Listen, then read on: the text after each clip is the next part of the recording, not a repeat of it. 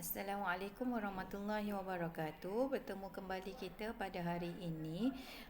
Jadi cikgu akan menerangkan mengenai bab 1 iaitu warisan negara bangsa. Okey. Kita lihat kepada latar belakang negara bangsa sebelum kedatangan barat. Okey. Asas negara bangsa telah bermula sebelum kedatangan barat. Jadi waktu ni kita dah ada dah pun negara bangsa. Contohnya kita dah ada Kesultanan Melayu Melaka. Itu yang dimaksudkan dengan negara bangsa. Okey, mengambil masa yang lama bergantung pada sesebuah kerajaan. Okey, kita boleh nampak di dalam kerajaan alam Melayu dah ada banyak kerajaan yang hebat dan agung, iaitu Kerajaan Funan, Kerajaan Champa, Gangga Negara, Kedah Tua, Angkor dan Sriwijaya. Okey, kita lihat kepada ciri-ciri negara bangsa Kerajaan Alam Melayu. Okey, negara bangsa, kalau kita tengok negara adalah satu kerajaan. Dalam kerajaan tersebut, dalam satu negara tu ada apa? Ada sistem pemerintahan. Lepas tu kita ada nampak ada undang-undang untuk menjalankan satu pemerintahan tersebut. Okey, lagi ada apa lagi? Okey, kita tengok ada wilayah pengaruh dengan rakyat. Bangsa tu dalam satu negara tu mesti ada rakyat. Rakyat inilah yang kita panggil bangsa. Apa pula yang dikatakan dengan wilayah pengaruh? Okey, wilayah pengaruh ini adalah maksudnya rakyat tu dia menerima dan memperakui raja tersebut di dalam satu kerajaan. Okey, kita tengok apa yang dimaksudkan dengan raja. Okey, raja, kenal tak raja? Okey, raja. Okey, semua negeri ada raja. Okey, kecuali beberapa negeri. Okey, contohnya macam Melaka kita tak ada raja, Pulau Pinang kita tak ada raja, tapi kita ada ketua menteri. Okey, kita tengok raja tu adalah tonggak utama kerajaan. Kalau tak ada raja, bagaimana sesuatu kerajaan boleh mantap atau boleh teguh di dalam satu negara tu. Kalau kita tak ada raja, mungkin kita akan kucak-kacir pentadbiran kita. Okey. Kemudian sistem pentadbiran yang kukuh dibantu oleh pembesar. Jadi dalam raja ni ada pembesar-pembesar yang membantu raja. Okey. Itu yang pembesar 8, pembesar 14 lipatan. Okey.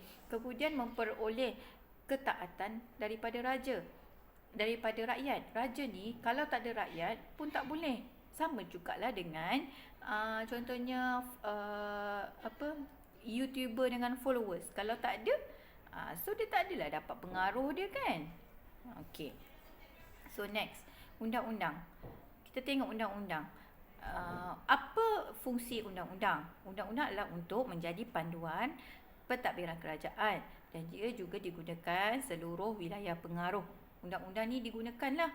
Okey, contohnya kita ada undang-undang tak negara kita? Adalah undang-undang kalau mencuri, kalau merompak, ada undang-undang. Okey, tujuan seterusnya adalah untuk memastikan kesejahteraan rakyat. Kalau kita tak ada undang-undang, kalau seorang tu pergi merompak, jadi huru-hara merompak, so tak ada tindakan ke atas perompak tersebut, so negara pun tidak akan maju, kita tidak akan sejahtera, aman sejahtera. So akan menjadi pergaduhan. Kita tengok seterusnya. Apa yang dikatakan dengan wilayah pengaruh? Wilayah pengaruh adalah kawasan yang rakyatnya memperakui. Ini cikgu dah terang tadi. Okey, rakyat dia yang memperakui pemerintahan seseorang raja. Okey, contohnya kerajaan Funan, wilayah yang luas. Okey, kita tak payah panjang jauh-jauh, kita tengok kita ada raja dan kita sebagai rakyat kita perakui, kita iktiraf raja tersebut. Kita tak boleh tak iktiraf. Okey, seterusnya rakyat. Okey, rakyat ni siapa rakyat? Rakyat adalah penduduk yang tinggal di sesuatu wilayah. Dalam wilayah tersebut, contoh dalam negeri Pahang, negeri Kelantan, Selangor, so ada dia punya rakyat-rakyatnya. Okey, dan Malaysia pun ada rakyat kan? Okey. Kemudian rakyat tersebut adalah setia kepada raja. Okey. Contoh, Kerajaan Sriwijaya, upacara persetiaan dan minum air sumpah. Ini apa ni? Okey. Okey, rakyat. Jadi di sini memang ada upacara persetiaan. Nak katakan yang Sriwijaya ni betul-betul setia kepada rajanya, dia kena minum air sumpah tu. Okey. Seterusnya, ciri-ciri negara bangsa Kesultanan Melayu Melaka. Kena ada ciri-ciri satu ketika Kesultanan Melayu Melaka. Okey, kita nak tengok apa yang ada dalam Kesultanan Melayu Melaka yang dahulu. Okey, pertama dia ada sistem pentadbiran. Kemudian ada peraturan. Ada masyarakat yang tersusun dan corak politiknya yang tersendiri bagi membentuk negara bangsa. Okey, ciri-ciri negara bangsa Kesultanan Melayu Melaka. Tadi kita tengok negara bangsa yang general, yang kebiasaan, yang mana-mana negara pun ada. Tapi kita sekarang nak tengok dekat negara bangsa di dalam Kesultanan Melayu kita dulu. Apa yang ada? So, pertama kita ada kerajaan. Kemudian kita ada rakyat.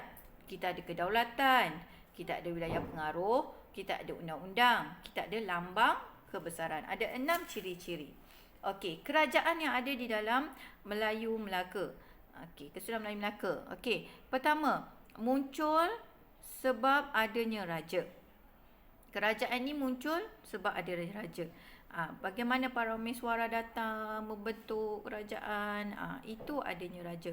Okey, kemudian raja pemerintah setinggi dan dibantu oleh pembesar. Mesti ada pembesar. Ni cikgu dah sebut tadi, pembesar 4 lipatan, pembesar 4 lipatan. Okey, kemudian pemerintahan beraja diperkukuh dengan sistem pembesar 4 lipatan. Dah sebut dah tadi ni, pembesar 4 lipatan. Ni pembesar 4 lipatan ni tahu tak yang mana ni? Pembesar 4 lipatan adalah pembesar yang Temenggung, Syahbandar, Laksamana. Itu bendahara. Itu pembesar 4 lipatan. Kemudian sistem pentadbiran tersusun dan Melaka menjadi empayar terkenal. Bila dah tersusun, menjadilah terkenal. Bukan setakat di tanah Melayu sahaja, kerajaan Melayu, tetapi seantero dunia. Okey, kemudian selepas kedatangan Islam mula menggunakan gelaran sultan. Jadi bila Islam dah masuk ke tanah Melayu, jadi waktu itu raja bertukar menjadi sultan. Contohnya Sultan Muzaffar Shah, Sultan Mansur Shah. Okey, rakyat. Kita tengok ciri yang seterusnya, rakyat. Rakyat ni kena menumpahkan taat setia kepada sultan. Okey, perlu mematuhi undang-undang. Kemudian waktu Kesultanan Melayu Melaka terdiri daripada orang Melayu dan orang laut. Golongan diperintah terdiri daripada golongan merdeka dengan hamba. Okey, kita tadi ada ada hierarki. Okey, kamu boleh tengok hierarki ni, piramid ni. Okey, nampak tu piramid tu ada 2. Ada pertama golongan pemerintah, bawah tu adalah golongan diperintah. Jadi golongan diperintah adalah rakyat. Okey, sebab tu dia punya piramid tu besar. Rakyat tu lagi ramai lah daripada sultan dan pembesar. Sultan ada satu je. Okey, sultan pada satu negeri itulah. Sultan ada satu, dapat orang pembesar. Okey, sikit bilangannya. Kemudian barulah jatuh kepada golongan diperintah, iaitu rakyat, golongan merdeka dan juga hamba. Okey. Seterusnya, kedaulatan. Apa maksud daulat? Okey, daulat ni adalah kuasa. Kamu kena ingat, daulat ni adalah kuasa tertinggi atau agung. Okey, kita tengok kedaulatan adalah lambang kekuasaan tertinggi seseorang sultan. Okey, ada hak mutlak sultan untuk mengawal rakyat dan wilayah. Ada. Sultan tu, setiap negeri tu dia ada dia punya kawalan dia. Okey, kemudian diiktiraf oleh kerajaan Ming, iaitu menghantar orang urusan untuk mengeratkan hubungan Melaka dengan China. Kita juga ada buat hubungan perdagangan dengan kerajaan Ming. Okey, jadi di situ nampak dah ada kedaulatan, sebabnya kerajaan Ming dia iktiraf kita. Maksudnya iktiraf, dia tak jajah. Kalau menjajah, tak jadilah daulat negara tersebut.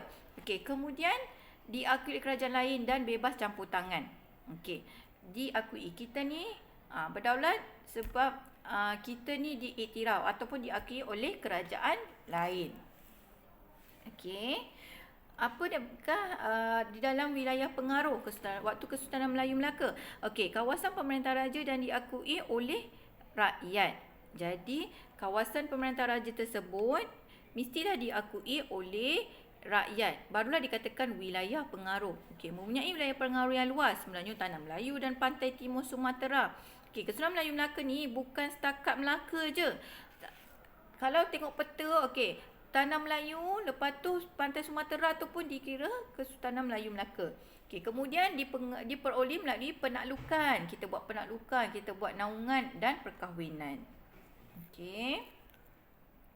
Kemudian next, kita pergi kepada undang-undang.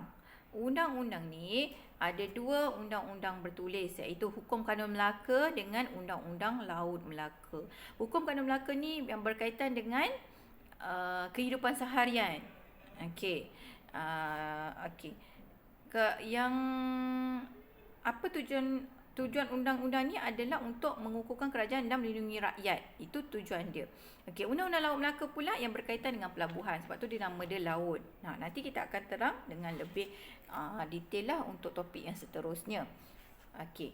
Lambang-lambang kebesaran. Ini ciri-ciri yang terakhir, iaitu lambang kebesaran. Okey, lambang kebesaran kita adalah yang terdapat pada Kesultanan Melayu Melaka adalah identiti lambang kebesaran ni adalah, okey, dia punya takrif dia adalah identiti sebuah kerajaan. Okey. Daripada lambang kebesaran ni menunjukkan Sultan Melaka tu istimewa. Okey. Kemudian contoh lambang. Apa yang lambang-lambang yang Kesultanan Melayu Melaka ada? Okey, ada adat istiadat, ada penggunaan warna, ada nobat. Okey. Ada regalia dan cok mohor. Okey, boleh tengok gambar kat sebelah tu. Ada dia punya nama-nama dia, yang mana regalia, mana nobat, mana cok mohor. Cok mohor tu lah, cop lah. Cop yang kalau dia pergi mana-mana negara ke, pembesar pergi negara mana ke, bawa cok mohor daripada sultan, kerajaan sana, pemerintah kerajaan negara lain, dia akan percayalah. Cop ni memang tak boleh ditiru-tiru. Okey. Itu sahaja daripada saya. Okey, jadi tamat saja kelas ini. Jadi cikgu nak kamu siapkan nota yang belum siap. Okey, dan kita akan berjumpa lagi di masa slot kelas yang lain. Terima kasih.